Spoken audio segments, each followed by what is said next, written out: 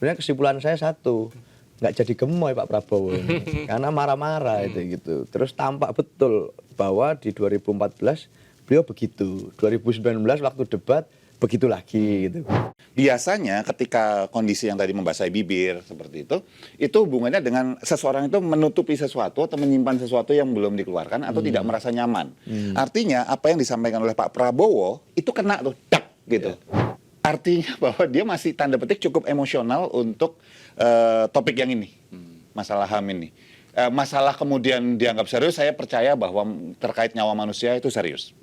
Dan konteks dalam ini menurut saya Pak Ganjar mengirimkan pesan cukup clear kepada Pak Prabowo.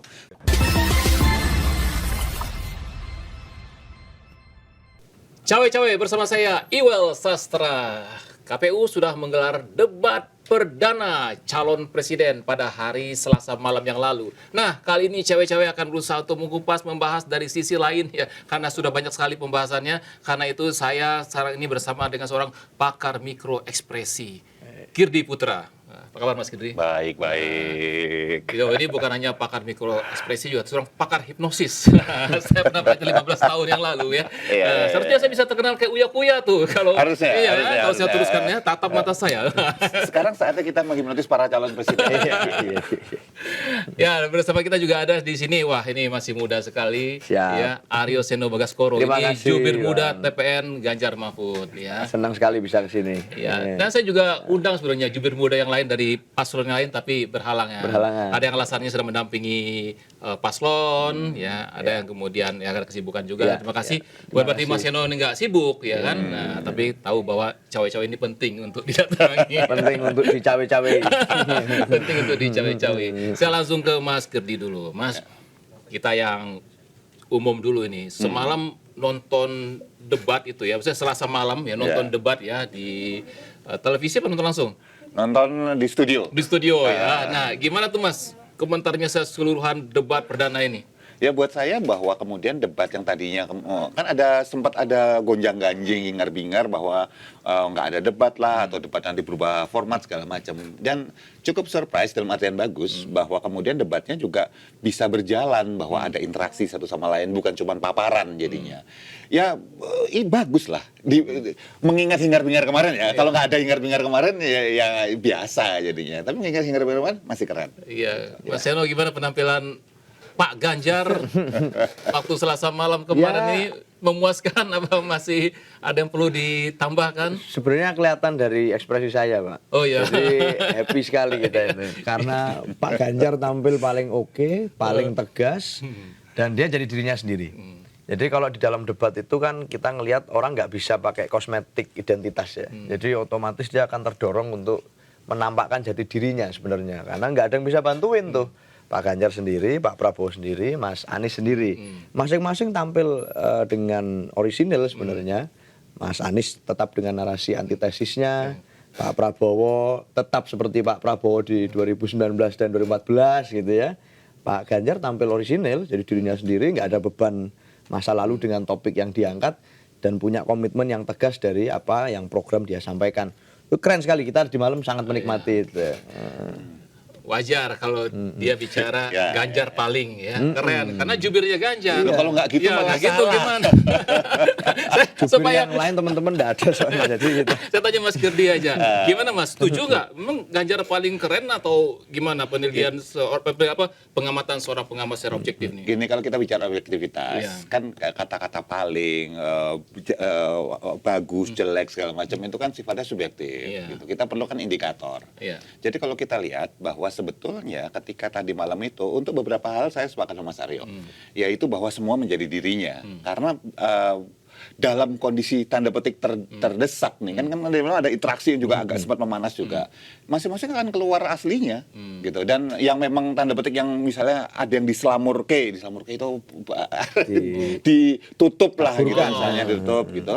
itu akan keluar juga. Kalau misalnya aslinya orangnya memang ekspresif, ya dia akan ekspresif. Orangnya kemudian dia akan berpikiran bundet, ya dia akan bundet gitu. Ya, berpikiran orangnya memang agak emosional, dia akan keluar emosional. Itu satu. Yang kedua, kita perlu sebuah parameter untuk menunjukkan bagaimana seseorang itu tampil gitu ya.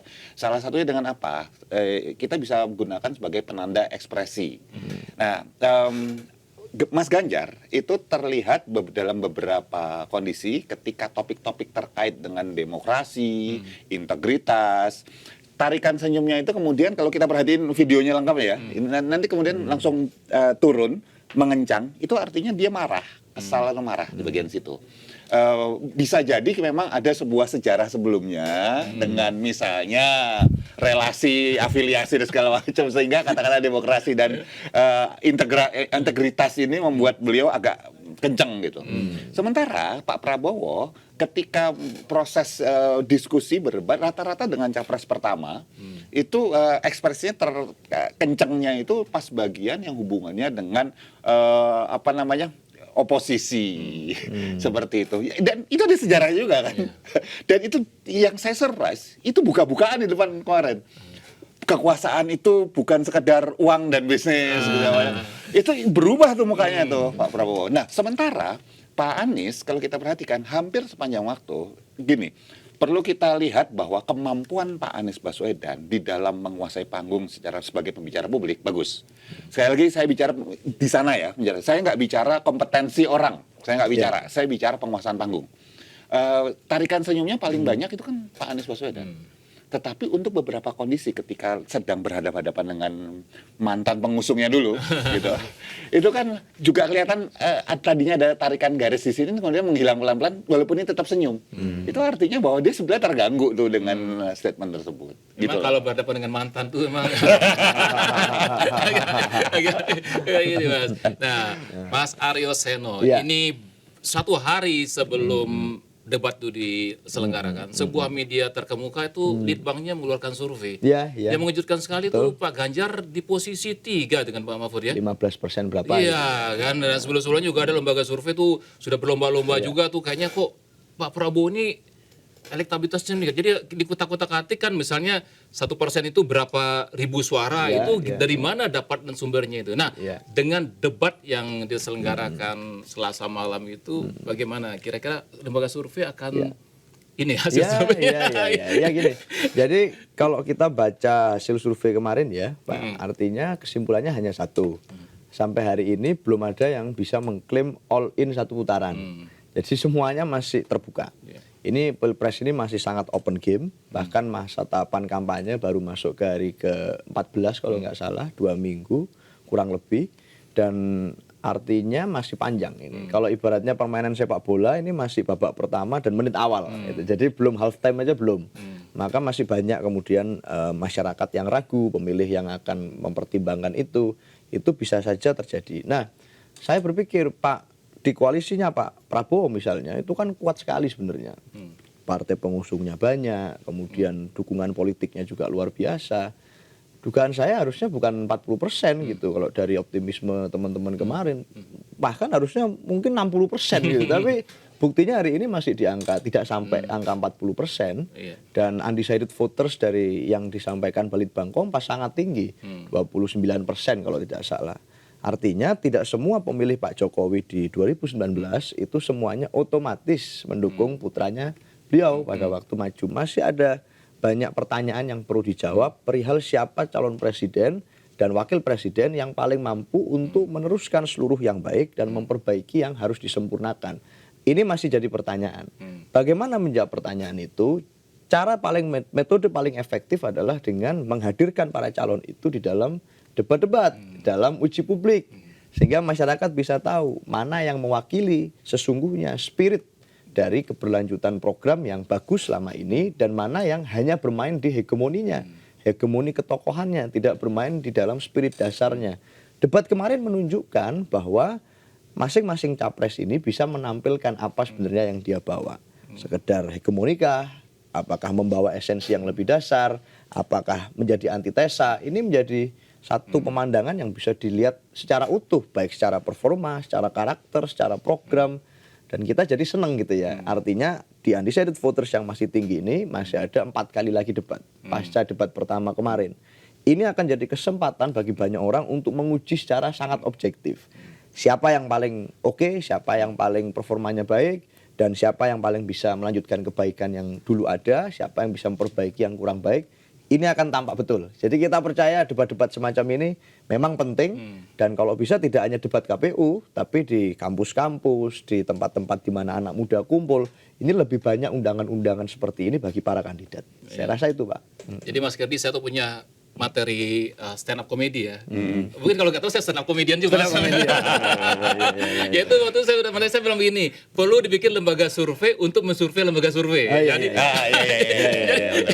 Jadi perlu bikin lembaga survei untuk mensurvei lembaga survei. Dan sebelum debat kemarin viral juga videonya Mas EF Saifullah Fatah ya, CEO Polmark itu juga kayaknya berbeda tuh dengan kebanyakan survei yang lain mengatakan nggak sampai 40% Prabowo, kemudian juga Ganjar dan Anies sudah di atas 20% gitu.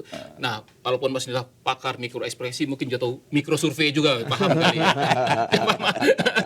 Kasih komentarnya soal survei ini nih. Oke, kan kalau kita bicara tentang survei, ini menarik. Ini kenapa saya bilang menarik, dan harusnya kalau kita bicara bahwa kan banyak orang bilang orang Indonesia sekarang udah pintar-pintar gitu. Yang jadi masalah adalah pintar itu bukan satu-satunya alasan untuk kemudian sebuah negara bisa maju. Salah satunya lagi tahu nggak apa? Kritis. Apakah kita cukup kritis melihat dari tahun 2014, 2019 kan pengadilan survei terus nih. 2009 kita mundurin lagi gitu. Begitu muncul hasil survei, ada yang bedanya kayak bumi dan langit. Yang ini yang menang di sini, yang menang di sini. Kan kadang-kadang kita perlu kritis kan gitu, bukan cuma menghujat gitu, bukan cuma netizen Indonesia kan banyak kan sukanya nyerang aja gitu. Tapi kita perlu mempertanyakan sebetulnya satu, ini modelnya metodenya apa sih gitu ya. Kemudian respondennya dari siapa, dari mana aja. Karena hasilnya beda-beda. Hasilnya beda-beda. Berapa banyak? Kalau misalnya Mas Ganjar gitu, 90% gitu dilakukan di kantor PDIP, ya wajar gitu. Misalnya gitu. 100% itu. Misalnya, itu aja 10% jadi meragukan loh, siapa itu? 10% tuh nggak datang, nggak masuk, lagi off. Nah, tingkat kritisnya masyarakat kita dibutuhkan untuk kemudian bisa menjadi, katakanlah, pengawas bagi para lembaga survei ini. Nah, tetapi, itu masih ada tetapinya. Lembaga survei ini kan, ya, kalau kita bicara yang namanya juga lembaga, individu segala macam, tidak lepas dari kepentingan. Nah, sekarang pertanyaan saya, siapa yang bayar untuk survei tersebut? Juga pengaruh gitu loh. Ya, di masalahnya saat ini kan kepentingannya ada kepentingan kekuasaan, kepentingan bisnis, kepentingan ada kepentingan lain yang mungkin nggak bisa saya sebutkan satu-satu. Itu juga yang perlu kita lihat. Nah, mana yang paling tepat? Kalau menurut saya sih lembaga survei tersebut harus disurvei ulang dengan melihat akhirnya tengah-tengahnya di mana sih? Nah, itu mungkin di situ tuh. Di situ istilahnya. Karena mereka bisa mainin tuh. Oke, berdasarkan approach yang ini, pertanyaan ini, maka ini akan naik sedikit nih. Tanya pertanyaan gini. Kepentingannya si A. Ini kepentingan si B, pertanyaan dirubah itu sedikit gini, menang sini. Nah, kalau ini dijajarin terus ditarik titik tengahnya, nah mungkin itu yang kira-kira bisa kita lihat. Artinya Mas setuju nggak dengan kata Seno tadi mengatakan bahwa debat ini memiliki pengaruh ini, kan masih ada 4 debat lagi ya, 4 kali debat lagi, pengaruh terhadap terutama swing voters lah gitu. Ya gini, kalau dibilang nggak berpengaruh, istilahnya saya terlalu nggak masuk akal juga lah ya. Gitu. Karena soalnya ini juga banyak tuh narasi debat itu pengaruhnya semakin sedikit, data-data dan sebagainya gitu kan sekarang ini. Ya simpelnya gini, yang suka melihat debat secara intelektual seperti tadi malam dan sanggup untuk mencerna itu berapa persen dari masyarakat Indonesia. Kan kita bicara statistik. Kalau kita bicara secara piramid gitu ya, segitiga gitu, itu kan yang di atas ini. Sementara yang paling banyak kemudian vote-nya adalah grassroots di bagian sini. Nah, yang dibutuhkan grassroots apa? Oh, bagus bahwa debat itu menarik. Tetapi untuk orang-orang di bawah, yang bahaya itu kemudian yang bisa mencederai atau melukai proses demokrasi adalah yang kita sebut sebagai, terserah ini suka atau enggak gitu ya, serangan Fajar lah gitu. Entah kenapa Fajar dipersalahkan terus gitu. Padahal saya rasa Fajar nggak salah-salah banget. Nah, Fajar keluarnya nggak selalu Fajar. Iya, gitu loh. Ketemu Fajar keluar malam-malam loh Fajar. Kemudian berbagai macam katakanlah tanda petik ya, sogokan-sogokan yang diberikan pada masyarakat kelas bawah, buayan-buayan cita-cita mulia yang entah kapan bisa terwujudnya gitu. Karena buat saya ini nuwun sewu kepada Mas Aryo Seno nih gitu ya, bahwa di dalam politik bukan baru teman-teman di area politik, saya rasa sih Mas Aryo nggak kayak gitulah gitu ya. Ini yang lain lah, yang banyak yang nggak bener lah, yang nggak bener aja gitu. Itu yang tidak ada yang namanya kalah terhormat, Mas, di dalam politik. Yang ada adalah menang dengan cara apapun, asal nggak kalah. Karena kalau kalah mau terhormat mau nggak terhormat, tetap kita nggak bisa melakukan sesuatu. Nggak ada sebuah hal yang bisa kita atur sesuai dengan idealisme di kepala kita. Gitu. Akhirnya apa tadi? Ada serangan fajar, ada buayan-buayan dengan janji-janji dan retorika yang luar biasa, yang sangat disayangkan banyak masyarakat kita yang di kelas bawah, yang dibilang sudah banyak yang pinter itu kan cuma untuk membuai doang supaya enggak lah kayaknya bener banyak yang pinter, tapi banyak masih yang kena dengan janji-janji yang banyak nggak masuk akal. Makanya kan banyak muncul janji-janji. Nanti ini gratis, nanti itu gratis. Ya, macam-macam loh ya, nggak hanya makan gratis. Oh, bukan saya yang ngomong loh ya. Gitu, kira-kira kayak gitu. Tapi kan kalau politisi emang jual janji, Mas. Masa politisi bilang saya nggak janji, nggak janji. Loh, saya sepakat Mas Iqbal. Saya sepakat bahwa politisi memang akan menjual janji dan sampai ujung waktu pun akan tetap menjual janji. Jualannya salah satunya kan itu. Tetapi pertanyaannya, kalau jual janji, oke, kalau nanti saya terpilih, masing-masing seluruh anak di Indonesia usia sekolah akan dapat tablet gratis. Itu kan nggak realistis. Kita perlu melihat, tapi masyarakat di bawah, banyak dari mereka, sekali lagi, ini terlepas dari pintar atau tidak pintar. Pintar, iya. Bisa jadi saya yakin, karena tidak ada hubungan dengan pendidikan. Pintar itu kecerdasan seseorang. Tapi kemampuan untuk kritis, kita kan tidak dibiasakan. Tidak dibiasakan untuk berani bertanya pada orang tua, tidak dibiasakan berani bertanya pada guru. Kalau ditanya, gurunya merasa bahwa anak muridnya ngelawan, terus kemudian dijewer, terus balik lagi dilaporin polisi, nggak selesai-selesai, kan gitu. Nah, jadi kalau selama kemudian janji-janjinya bisa realistis dan memang sudah dia hitung benar-benar dan niat dia realisasikan, ya nggak apa-apa. Misalnya Mas Aryo Seno bilang misalnya, kalau saya terpilih nanti Mas Kirdi jadi komisaris, dia bisa realisasikan, nggak apa-apa, tak dukung Mas, gitu kan? Saya juga kalau gitu. Oh iya, sama. Gitu. Tapi misalnya memang Mas Aryo Seno memang bisa merealisasikan memang dalam range-nya beliau gitu. Tetapi kan ada yang nggak realistis. Nah, sementara saudara-saudara kita ini nggak semuanya bisa tanda petik berhitung secara kritis atau berani untuk mempertanyakan gitu. Kalaupun berani mempertanyakan, channelnya lewat mana? Nggak semua orang punya follower 100.000 orang gitu kan, 1 juta orang. Gitu. Tapi Mas, ini tadi kan Mas Kidi bilang menang dengan segala cara. Tapi Mas Aryo Seno ini termasuk yang menyuarakan pemilu yang jujur dan adil, jurdil. TNI Polri netral. Netral, betul nggak Mas? Iya, betul. Nggak, saya ingin nanggepi tadi ya, sedikit ya. Saya agak punya pendapat yang agak berbeda terkait dengan debat ini. Jadi debat itu memang kadang tidak sampai ke masyarakat grassroots dari hasil pembicaraan. Tapi buat kami itu penting untuk mempengaruhi kelas menengah intelektual. Kemudian kelas menengah terdidik, kelas menengah yang ini kemudian memang jumlahnya tidak sebanyak pemilih utama yang tinggi sekali di grassroots, tetapi mereka punya akses terhadap pemilih grassroots. Nah, teman-teman ini punya kemampuan untuk menciptakan opini. Mereka punya kemampuan dan jaringan dan akses untuk menggerakkan yang disampaikan tadi. Yang namanya logistik, yang namanya apa, dan lain sebagainya, yang namanya gerakan politik. Sehingga masih tetap penting, karena kalau kita bicara politik kita dari masa ke masa, ya politik kita itu politik gagasan, terus apa dong? Kalau ada yang dengan mengedepankan gimmick, ini akan diuji habis di panggung-panggung debat. Dan itu akan tampak dengan sangat. Nah, kalau misalnya bicara tentang survei Kompas dulu misalnya, bandingannya dengan sesama survei Kompas. Pada waktu Pilgub DKI 2018, Kompas itu 80 hari menjelang pemilu, yang menang adalah Mas Ahaye dan Mbak Silvi. Gitu. Dan yang berada di posisi terakhir adalah Pak Anies Baswedan pada waktu itu di survei Kompas 80 hari menjelang coblosan. Apa yang terjadi pada saat pasca survei itu keluar, yang terjadi adalah debat. Debat, di dalam debat-debat itu masyarakat Jakarta tampak bagaimana kualitas masing-masing calon, kemudian ternyata Pak Ahok naik, kemudian Pak Anies naik, dan ternyata yang jadi malah Pak Anies. Artinya debat ini mau tidak mau pasti mempengaruhi. Apakah itu mempengaruhi berapa banyak orang itu persoalan lain. Tapi mempengaruhi kepada pemilih, yes. Dan saya yakin bahwa ini masih panjang, gamenya masih on gitu. Jadi gini Mas, kebetulan nih host cawe-cawe ini juga dosen ilmu komunikasi ya. Siap. Jadi saya mau ngasih sedikit pandangan saya sebelum kita lihat rekaman cuplikan kemarin ya. Jadi gini, justru tahun 2023 ini sangat berpengaruh. Kenapa? Karena infrastruktur komunikasi itu, Mas, sudah begitu sangat masif. Ya masyarakat pedesaan, akses internet, smartphone mereka punya. Dan ada behavior satu lagi, orang biasanya suka nonton konten itu dari media sosial, YouTube, TikTok. Nah, jadi orang-orang yang kita jangan anggap remeh yang di pedesaan ini, mereka juga lihat smartphone, lihat TikTok dan sebagainya. Nanti mereka itu juga ada istilahnya FOMO ya. Yes. Fear of missing out.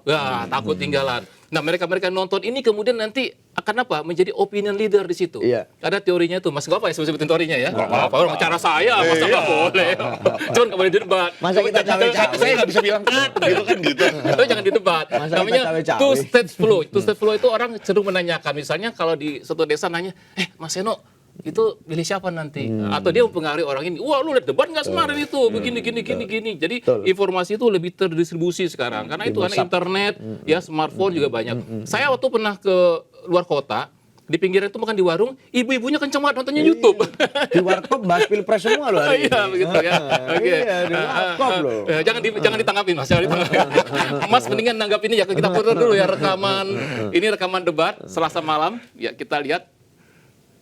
Calon Presiden nomor urut 2 untuk menanggapi jawaban calon Presiden nomor urut 1, waktunya 1 menit dimulai dari sekarang. Mas Anies.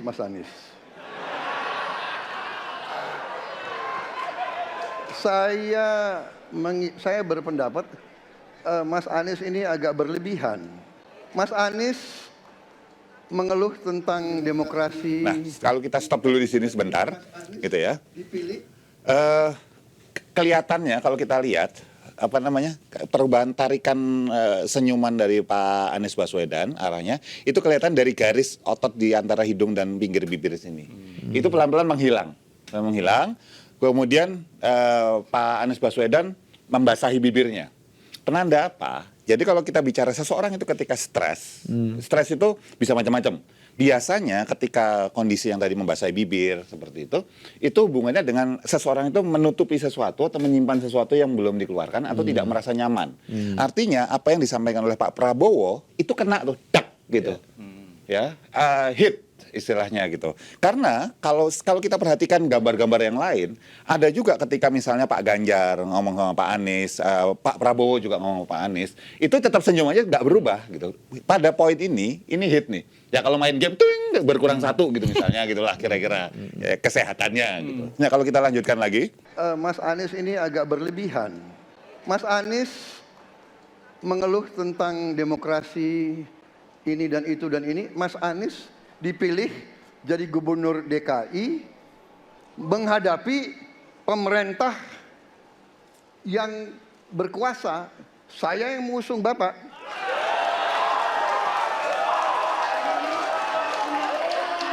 Kalau demokrasi kita tidak berjalan, tidak mungkin Anda jadi gubernur.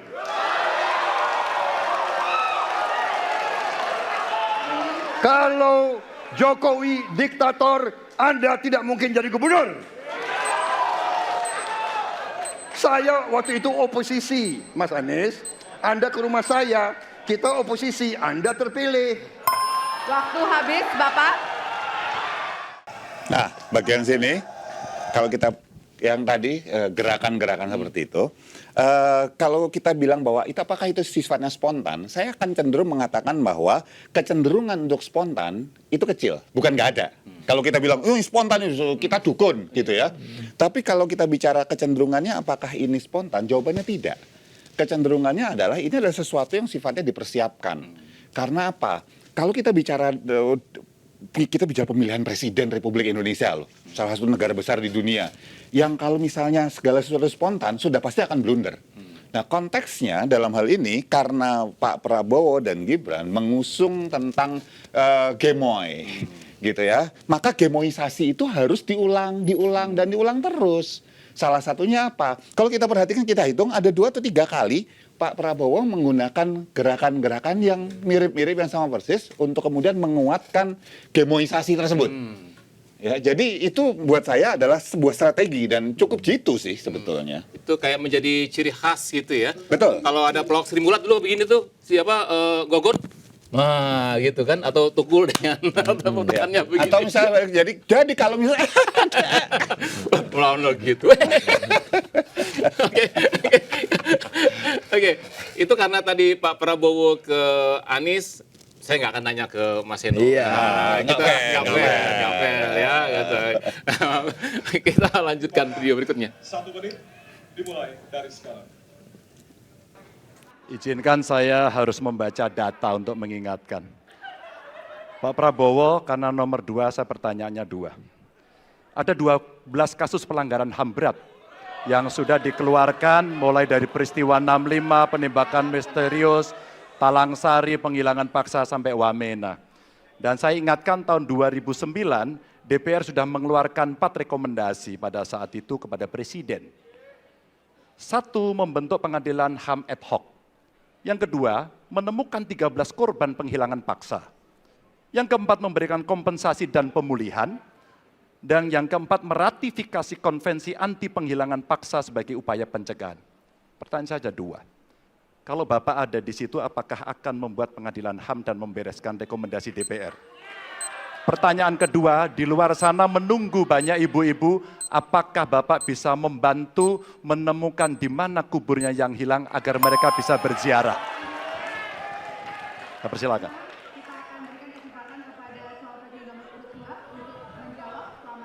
Waktunya dari sekarang. Pak Ganjar tadi justru Anda sebut tahun 2009 kan? Jadi sekian tahun yang lalu kan? Betul. Dan masalah ini ditangani justru oleh wakil presiden Anda. Ya.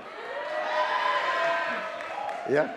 Jadi apalagi mau ditanya kepada saya? Saya sudah menjawab berkali-kali, ada rekam digitalnya.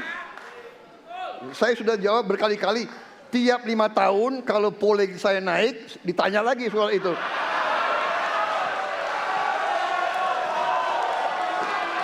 Bapak tahu data nggak?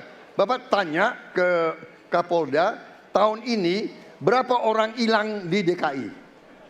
Tahun ini, ya, ada mayat yang diketemukan baru beberapa hari yang lalu dan sebagainya. Stop dulu di sini. Kalau kita bicara tentang ekspresi, ada beberapa kondisi ketika Pak Prabowo menjawab pertanyaan Pak Ganjar, yang biasanya dia tidak lakukan adalah membasahi bibirnya persis sama seperti Pak Anies Baswedan. Sekali lagi, artinya dia cukup berhati-hati dan masih menutupi sesuatu di situ. Ya, ini sekali lagi terlepas dari katakanlah apa yang mereka ngomongin apa, tapi katakanlah kita nggak dengar, kita nggak ada suara di sini, maka itu akan tetap menandakan seseorang itu menutupi sesuatu atau tidak nyaman atas satu hal ketika dia ngomong terus bahasain bibir. Sementara pola itu tidak ada sebelumnya. Kita perlu melihat pola. Bukan semua orang yang membasahi bibir, jangan Mas Aryosena misalnya dari tadi itu mungkin lapar misalnya gitu ya. Tapi ini beda. Belum sarapan, Mbak. Oh iya itu gitu. Nah kemudian ada satu hal yang menarik. Model jawaban. Kalau kita perhatikan ya, kita perhatikan dari ketiga paslon nih, capres nih, untuk tahu bahwa dia siap dengan jawabannya itu sebetulnya simpel. Begitu ditanya, dia bisa memberikan yang namanya direct answer atau enggak. Jawaban langsung apa enggak. Ini kan jawabannya, apakah Anda akan membuat pengadilan HAM? Jawabannya simpel untuk close ended. Artinya ya, tidak. Gitu. Tapi kan tidak jawab. Teknik ini disebut imply. Imply itu adalah mengarahkan persepsi orang supaya berpikir, iya juga ya. Gitu loh. Misalnya contoh gini, Mas Kirdi yang ngambil minuman di atas meja ya? Loh, saya dari tadi kan di situ. Kalau orang yang ngambil kan harusnya sempat duduk di sini. Kira-kira kalau orang ngambil, terus misalnya beneran ngambil, apakah masih duduk-duduk di sini? Kan enggak gitu. Ngeles. Ya. Nah itu dia tidak menjawab ya atau tidak. Kenapa? Ketika orang menjawab langsung direct, itu artinya misalnya dia berbohong, misalnya ya. Dia itu membuat sebuah energi besar di kepalanya untuk menyimpan kebohongan.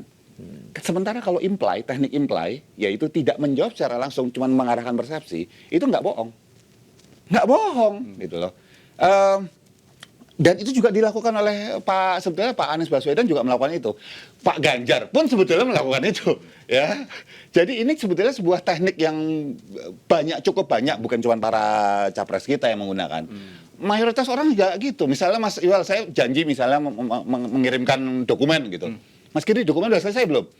Loh, kalau saya santai-santai di sini kira-kira gimana Mas? Gitu. Oh iya, Mas Iwal langsung berpikir, oh iya, udah selesai nih berarti, udah hampir selesai minimal. Padahal dalam hati bilang, cuk, udah ngambek Rek, misalnya kayak gitu.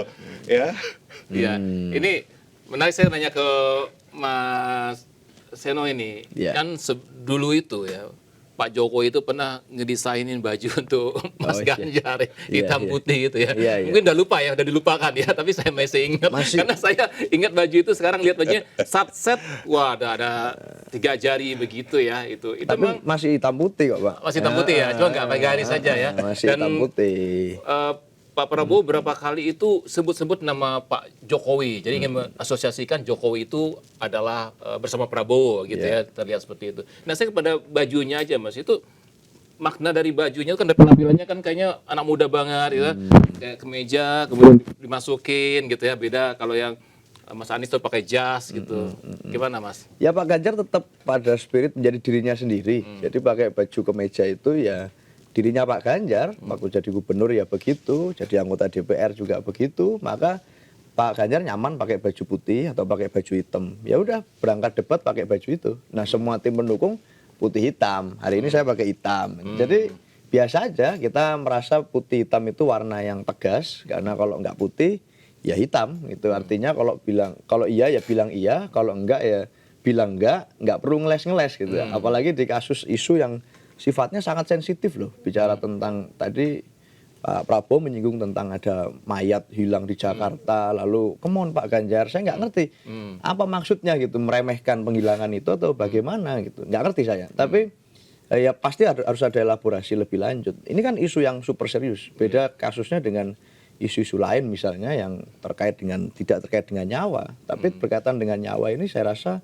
ya ekspresi Pak Ganjar sangat serius waktu tanya tadi, bahkan keluar pakai kacamata. Sedangkan kalau saya ini bukan pakar mikro ekspresi sebenarnya Pak ya, tapi kelihatan jelas gitu bahwa pada saat Pak Prabowo ditanya kemudian mengelap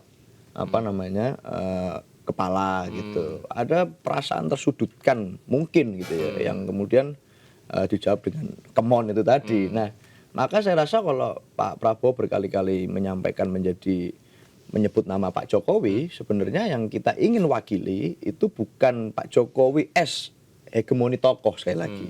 Karena hegemoni tokoh itu tidak akan berarti tanpa spirit dasar, semangat dasar. Apa yang membuat kita memilih Pak Jokowi di 2014 dan 2019 misalnya, ya adalah karena beliau mewakili spirit pro-demokrasi. Beliau mewakili spirit keinginan komitmen untuk menuntaskan pelanggaran HAM berat masa lalu. Beliau mewakili spirit bahwa dekat dengan rakyat. Beliau mewakili spirit anak siapapun itu berhak jadi presiden. Beliau mewakili spirit berani belusukan, punya stamina politik gitu untuk mendengarkan langsung keluhan rakyat. Pagi di Jakarta, sore di Papua, kemana lagi. Itulah spirit Pak Jokowi yang kita ingat, kita miliki. Dan spirit itu semua ada di Pak Ganjar.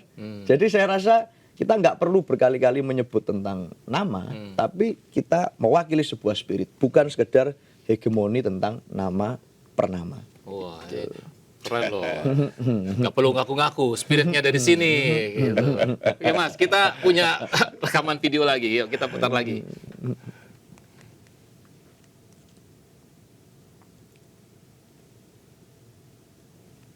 Prabowo ini punya ketegasan yang luar biasa. Luar biasa. Tapi sayang pada dua jawaban ini sama sekali tidak punya ketegasan itu. Kenapa saya sampaikan? Pertanyaan saya sebenarnya satu. Apakah kalau Bapak jadi presiden akan membuat pengadilan HAM? Pertanyaan nomor kedua, apakah Bapak bisa menemukan, menunjukkan, membantu pada keluarga agar kemudian mereka bisa berziarah? Dua ini sama-sama tidak dijawab. Maka kalau kemudian saya boleh meminta, kalau saya jadi presiden Pak, saya akan bereskan ini Pak. Agar kemudian dalam kontestasi pilpres berikutnya, ini tidak akan muncul lagi karena presidennya tegas menuntaskan pekerjaan itu pada eranya. Terima kasih.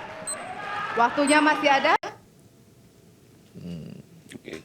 Jadi kalau kita lihat bahwa sebetulnya Pak Ganjar sendiri ketika bicara soal tersebut, saya dalam hal ini saya cukup sepakat dengan Mas Aryo Seno ya, bahwa beliau cukup serius. Kenapa? Berusaha tersenyum dari tadi, tapi beberapa kali ketarik ke bawah lagi, berusaha tersenyum lagi, tertarik ke bawah lagi.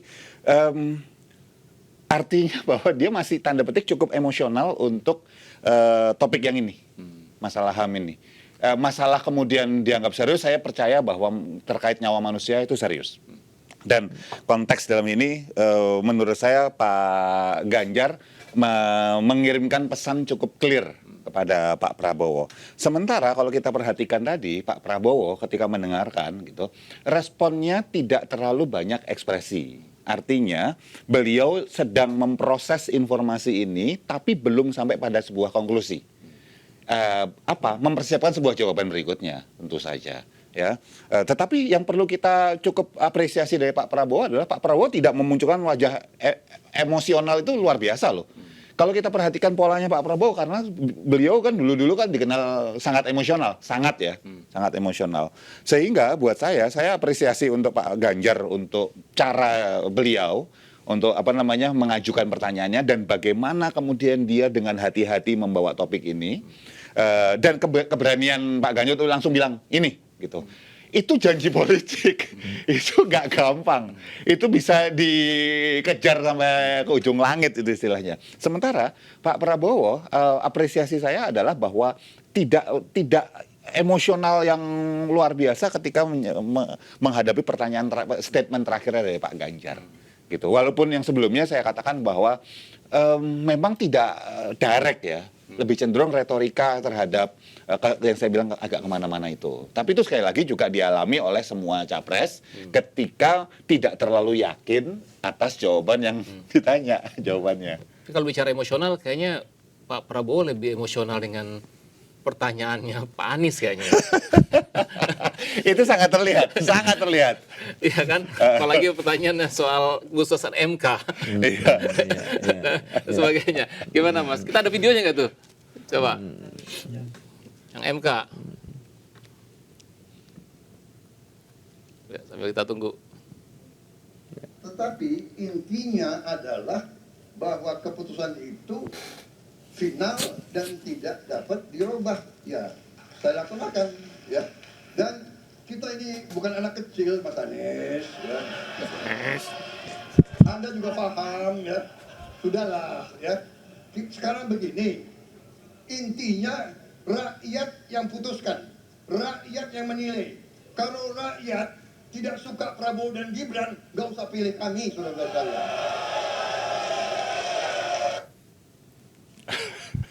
Gimana Mas? Itu jawaban Pak Prabowo dan ekspresi Mas Anies ketika mendengarkan itu. Kalau gini, Pak Prabowo itu cukup ini mau dinilai positif negatif juga bisa.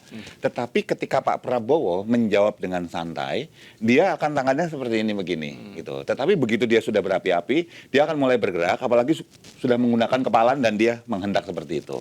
Nah, jawaban ini cukup membuat Pak Prabowo berapi-api. Ya. Kenapa? Loh, dari sisi Pak Prabowo, tanda petik ya, memang tidak berhubungan dengan hasil keputusan MK atau lainnya gitu. Memang nggak ada hubungannya gitu. Itu kan pemerintahan yang bagian yudikatif gitu misalnya. Yang kan Pak Prabowo adalah bagian dari eksekutif gitu. Benar bahwa saya cuma menjalankan. Benar. Tapi apakah kemudian di belakangnya ada sebuah cawe-cawe seperti apa kita ini? Kita nggak tahu. Ya jangan suuzon gitu loh ya, jangan suuzon gitu. Nah, tetapi menariknya pemikiran saya dan mungkin Mas Iwel, Mas Arisana atau mungkin siapapun yang hadir di sini misalnya hadir gitu, mungkin sama pemikirannya sama dengan Pak Anies Baswedan. Pak Anies Baswedan tuh sudah yang saya katakan udah gini terus langsung gini. Ya gitu, itu lagi nahan untuk memberikan sebuah serangan balik gitu istilahnya. Artinya apa? Artinya sebetulnya gregetan atas jawaban tersebut. Ya, gregetannya apa? Pak Anies Baswedan yang bisa menjawab Dan itu. gregetan itu kayaknya muncul dengan istilah ordal itu ya, orang dalam. Ada hubungannya nggak tuh, Mas? Oh, jelas ada hubungannya. ada hubungannya, ya. Terlalu naif buat kita kalau kita bilang bahwa kemudian fenomena ordal ini itu katakanlah tidak ada. Kalau ada yang bilang ini menarik ya, di Indonesia ini kok kalau ada penyalahgunaan, penyelewengan, oh itu dilakukan oknum. Kalau oknumnya udah banyak. Ada orang Departemen Keuangan yang anaknya mukulin anak orang hampir mati dan ternyata dia melakukan penyelewengan dana luar biasa. Ada pejabat publik kementerian yang kemudian ngerogotin BTS segala macam kayak gitu dan macam-macam. Tapi ini kan juga di bawahnya dirjen ada, kepala biro ada, ini ada banyak. Saya tuh berpikir Mas Iwan gitu. Mungkin kita perlu meratifikasi istilah oknum. Di Indonesia ini masih ada orang baik. Ada pejabat publik baik, ada kepolisian baik, ada TNI baik, ada semuanya. Kita sebut oknum. Yang baik. Oknum yang baik. Yang baik itu oknum. Karena kebanyakan lucu.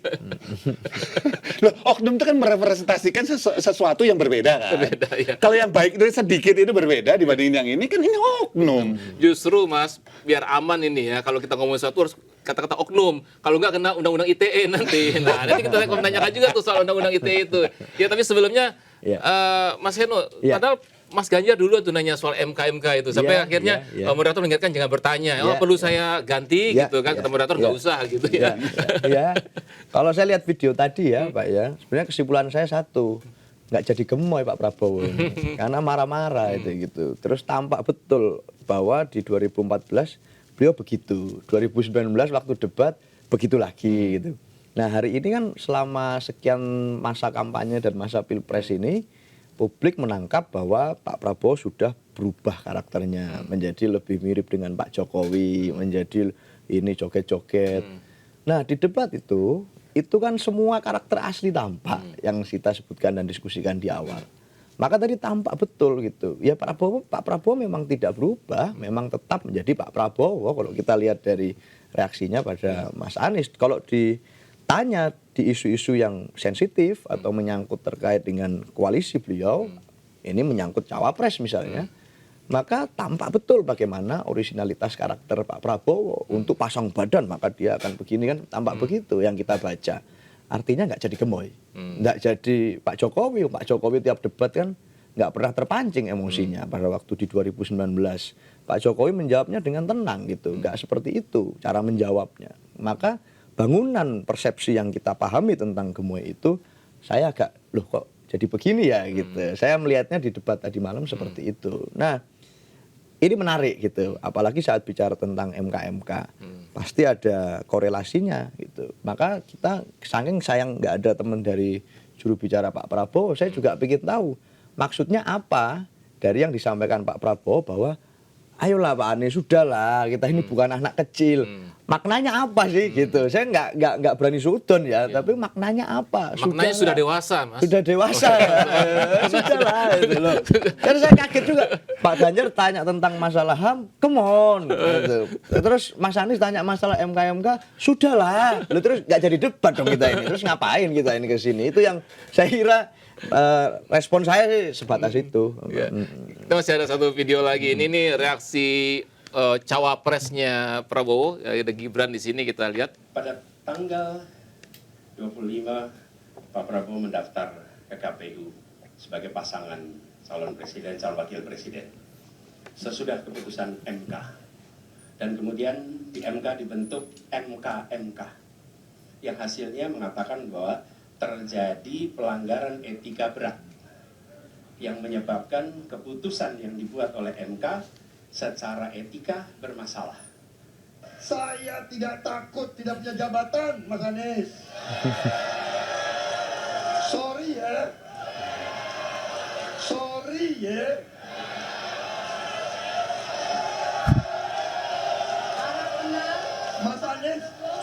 Mas Anies, saya tidak punya apa-apa. Saya sudah siap mati untuk negara ini.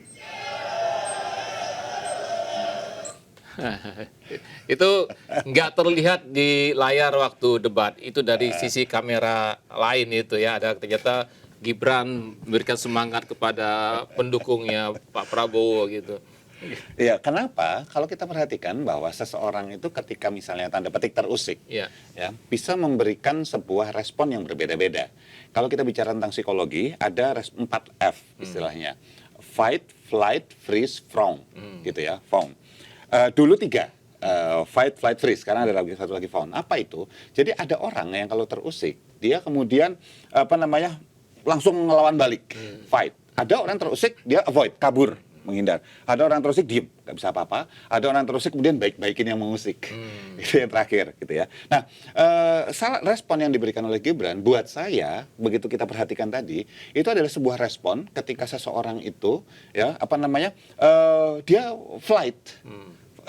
Avoid gitu, menghindar, dia nyuruh orang untuk masuk sini gini itu sampai dengan serang terus maju terus saya sini di belakang gitu.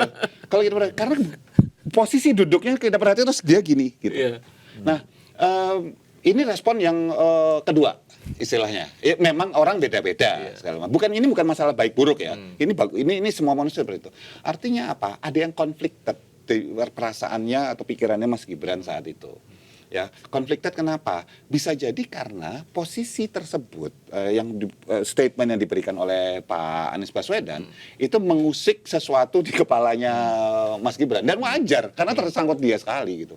Jadi buat saya itu adalah cara Mas Gibran untuk kemudian menghadapi konflik yang terjadi di Indonesia di seorang kayak gitu aja gitu loh. Ya, kalau kita lihat debat Selasa malam itu seru banget dari tanggapan, komentar netizen ya. Saya punya banyak sekali nih analisis perilaku netizen terhadap debat ini. Karena waktu kita terbatas juga nggak bisa tampilkan satu-satu ya, betul sentimen negatif, positif gitu netral, ada yang seperti itu. Nah, bicara soal media sosial, juga bicara tentang kebebasan pendapat, ini ada satu nih yang harapan publik terhadap siapapun yang menjadi presiden nantinya soal undang-undang ITE ini. Ya kan memang selama ini pemerintah mengatakan bebas kok bersuara apapun, tapi kan ada orang yang difasilitasi untuk mengadukan orang lain. Benar. Ya kan selama ini kalau misalnya ada seorang yang ngomong suatu, mengkritisi kan memang bukan langsung pemerintah, tapi ada orang kemudian yang mengadukan itu dan polisi kemudian akan memprosesnya.